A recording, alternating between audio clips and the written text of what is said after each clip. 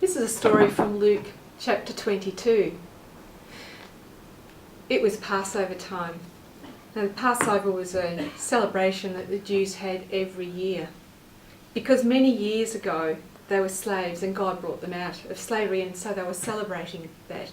Their last meal when they were slaves was of lamb, and they put some blood from the lamb on their doorposts so that death would pass over them. And ever since then, every year they celebrated God's rescue of them. It was Passover time, and it was the day that the lambs were to be killed. And Jesus said to two of his friends, Peter and John, "Please prepare the Passover meal for us."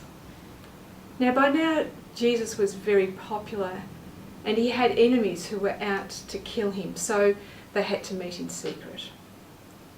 So Peter and John said to Jesus, "Where would you like us to prepare the Passover?"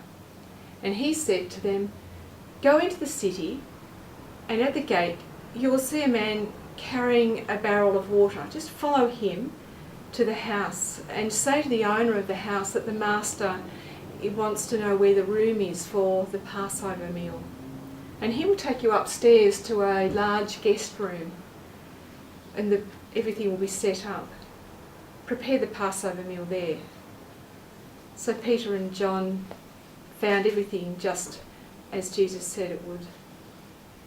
And when it was the right time for them to gather, they gathered together, Jesus and his friends, and around the table.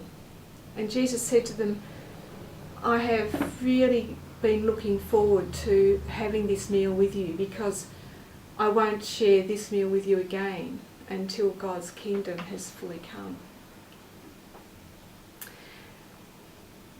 And he took a cup of wine, and he said to them, "Drink from this, share this amongst yourselves, because I won't be drinking wine again until God's made everything right."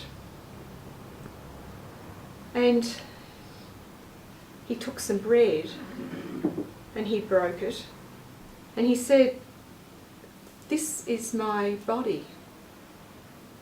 Do this in memory of me." And at the end of the meal, he took another cup of wine, and he said to them, "This wine is a sign of a new covenant that God is making with you, an agreement that's signed in blood, my blood poured out for you."